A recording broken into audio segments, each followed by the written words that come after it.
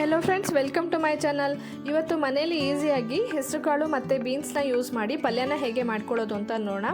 ತುಂಬಾ ಟೇಸ್ಟಿಯಾಗಿರುತ್ತೆ ಫ್ರೆಂಡ್ಸ್. ನೀವು ಕೂಡ ಒಂದ್ಸರಿ ಟ್ರೈ ಮಾಡಿ ನೋಡಿ. ಇದಕ್ಕೆ ಬೇಕಾಗಿರುವಂಥ ಇಂಗ್ರೀಡಿಯೆಂಟ್ಸ್: ಕಟ್ ಮಾಡ್ಕೊಂಡಿರುವಂಥ ಈರುಳ್ಳಿ, ಟೊಮೆಟೊ, ತೆಂಗಿನಕಾಯಿ, ಬೀನ್ಸ್, ಕೊತ್ತಂಬರಿ ಸೊಪ್ಪು, ಸೋಪ್ ಮಾಡ್ಕೊಂಡಿರುವಂಥ ಹೆಸರು ಕಾಳು 1 ಬೌಲ್ ಆಗೋಷ್ಟು ನಾನಿಲ್ಲಿ ತೊಗೊಂಡಿದ್ದೀನಿ. ಧನಿಯಾ ಪುಡಿ 1 ಸ್ಪೂನು, ಖಾರಕ್ಕೆ ಖಾರದ ಪುಡಿ ಒಂದು ಅರ್ಧ ಸ್ಪೂನ್ ಆಗೋಷ್ಟು ತೊಗೊಂಡಿದ್ದೀನಿ. ನೀವು ಖಾರ ಜಾಸ್ತಿ ಬೇಕು ಅಂದರೆ ಇನ್ನೊಂದು ಸ್ವಲ್ಪ ಖಾರದ ಪುಡಿನ ಆ್ಯಡ್ ಮಾಡ್ಕೊಳ್ಬೋದು. ಖಾರದ ಪುಡಿ ಬೇಡ ಅಂತ ಹೇಳಿದ್ರೆ ಹಸಿಮೆಣಸಿನ್ಕಾಯಿನೂ ಕೂಡ ನೀವು ಇಲ್ಲಿ ಯೂಸ್ ಮಾಡ್ಕೊಳ್ಬೋದು. ನೀವು ಕ್ವಾಂಟಿಟಿನ ಕೂಡ ಇನ್ಕ್ರೀಸ್ ಮಾಡ್ಕೊಳ್ಬೋದು. ಮೊದಲು ಒಂದು ಮಿಕ್ಸಿ ಜಾರಲ್ಲಿ ತೆಂಗಿನಕಾಯಿನ ಹಾಕಿಬಿಟ್ಟು ಚೆನ್ನಾಗಿ ಗ್ರೈಂಡ್ ಮಾಡ್ಕೊಳ್ಳಿ.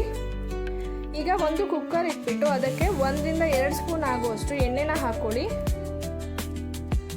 ನಂತರ 1 ಸ್ಪೂನ್ ಸಾಸಿವೆನ ಹಾಕೋಣ. ಸಾಸಿವೆ ಎಲ್ಲ ಸಿಡಿದ ನಂತರ ಸ್ವಲ್ಪ ಕರಿಬೇವನ್ನು ಕೂಡ ಹಾಕೊಳ್ಳಿ.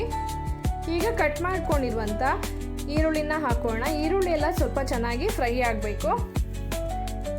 ಇವಾಗ ಕಟ್ ಮಾಡ್ಕೊಂಡಿರುವಂಥ ಟೊಮೆಟೊನು ಕೂಡ ಆ್ಯಡ್ ಮಾಡ್ಕೊಳ್ಳಿ. ಟೊಮೆಟೊ ಹಾಕಿದ ತಕ್ಷಣ ಒಂದು ಸ್ವಲ್ಪ ಉಪ್ಪನ್ನು ಹಾಕಿದ್ರೆ ಟೊಮೆಟೊ ಎಲ್ಲ ಬೇಗನೆ ಕುಕ್ ಆಗುತ್ತೆ.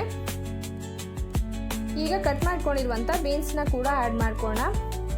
ಬೀನ್ಸಲ್ಲಿ ಪ್ರೋಟೀನ್, ಫೈಬರ್, ಆ್ಯಂಟಿ ಆಕ್ಸಿಡೆಂಟ್ಸ್ ಎಲ್ಲ ತುಂಬಾ ರಿಚ್ ಆಗಿರುತ್ತೆ. ಇದು ಹಾರ್ಟ್ ಹೆಲ್ತಿಗೆ ತುಂಬಾ ಒಳ್ಳೆಯದು.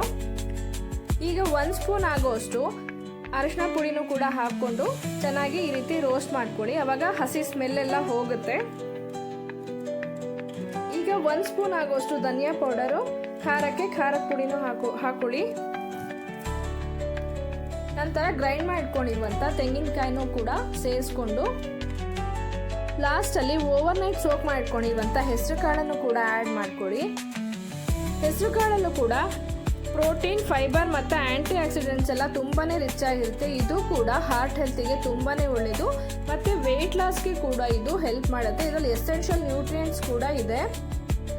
ಈಗ ಕನ್ಸಿಸ್ಟೆನ್ಸಿನ ನೋಡಿಕೊಂಡು ನೀರು ಮತ್ತು ಉಪ್ಪನ್ನು ಸೇರಿಸ್ಕೊಂಡು ಎಲ್ಲವನ್ನು ಚೆನ್ನಾಗಿ ಮಿಕ್ಸ್ ಮಾಡಿ ಕುಕ್ಕರ್ ಕ್ಯಾಪನ್ನು ಮುಚ್ಚಿ 1-2 ವಿಷಲ್ ಹಾಕಿಸಿ.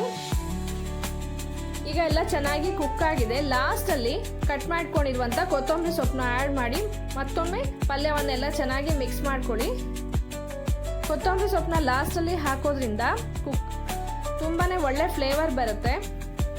ಈಗ ಪಲ್ಯ ರೆಡಿ ಆಗಿದೆ. ನೀವು ಅಕ್ಕಿ ರೊಟ್ಟಿ, ರಾಗಿ ರೊಟ್ಟಿ ಮತ್ತು ಜೋಳದ ರೊಟ್ಟಿ, ಚಪಾತಿ ಜೊತೆ ಕೂಡ ಸರ್ವ್ ಮಾಡ್ಬೋದು. ದೋಸೆಗೂ ಕೂಡ ಇದು ಬೆಸ್ಟ್ ಕಾಂಬಿನೇಷನ್ ಆಗಿರುತ್ತೆ ಅಂತಲೇ ಹೇಳ್ಬೋದು. ತುಂಬ ಹೆಲ್ದಿ ಕೂಡ. ಈಗ ಬಿಸಿ ಇರುವಾಗಲೇ ಚಪಾತಿ ಜೊತೆ ಸರ್ವ್ ಮಾಡಿ. ಇದೇ ಮೆಥಡ್ನಲ್ಲಿ ಒಂದ್ಸರಿ ಮನೇಲಿ ಟ್ರೈ ಮಾಡಿ. ರೆಸಿಪಿ ಹೇಗೆ ಬಂತು ಅಂತ ಕಮೆಂಟ್ ಬಾಕ್ಸಲ್ಲಿ ಕಮೆಂಟ್ ಮಾಡಿ ತಿಳಿಸಿ. ರೆಸಿಪಿ ಇಷ್ಟ ಆದರೆ ಲೈಕ್ ಮತ್ತು ಶೇರ್ ಕೂಡ ಮಾಡಿ. ಯಾರ್ಯಾರೆಲ್ಲ ಸಬ್ಸ್ಕ್ರೈಬ್ ಆಗದೆ ನೋಡ್ತಾ ಇದ್ದೀರೋ ದಯವಿಟ್ಟು ಸಬ್ಸ್ಕ್ರೈಬ್ ಮಾಡ್ಕೊಂಡು ನೋಡಿ. Thank you for watching.